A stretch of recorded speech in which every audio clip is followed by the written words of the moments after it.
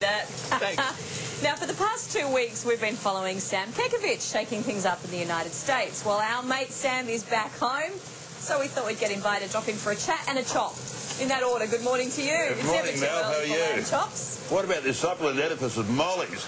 No. It's like royalty. Wish I had an outdoor I've never seen a pad like this in my life.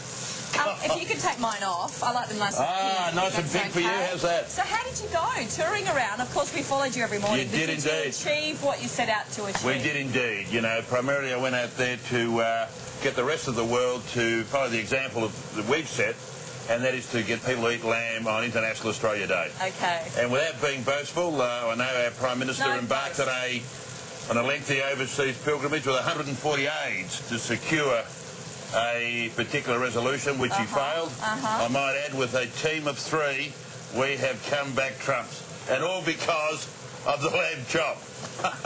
Speaking of trumps, are you and the Don now besties? Oh, the Don and I, we're not on air, off the record. No, we're just like that. We speak regularly. Really? He was outstanding, charming. You would love him. He was so accommodating.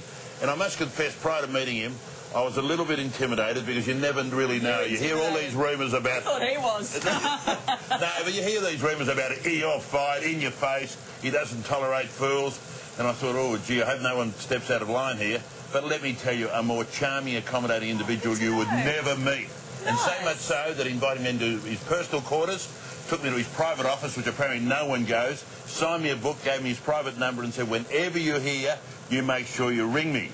Wow. Little as he doesn't realise some of my social habits at 3 in the morning when I pick up the phone. Oh, you do? When you go over, that'd be cool. There Fantastic. It's the beginning of a lifelong friendship. Also, Australia Day. So tell me what you'll be doing on the actual day. Well, for the last 6 years, you know, we've turned it into a symbol of, you know, peace and goodwill. Like every Australia Day, we spark up the barbie, load it up with these wonderful lamb chops. In fact, we'll be replicating this very, very soon. Okay. With a number of my mates and even neighbours drop in now. You know, because it's become such a ritual. Brilliant. Become a part of our... You should invite the Don, won't you?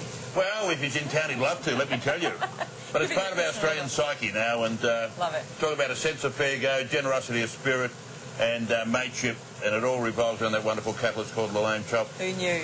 Love it. Fantastic. Well, thank you. Welcome back. Thanks for following me around. I enjoyed it immensely. Glad you had a ball. A little bit of mint jelly, if you wouldn't mind, and I'll pick one in the break. Thanks you. What about a bit of garlic and chilli?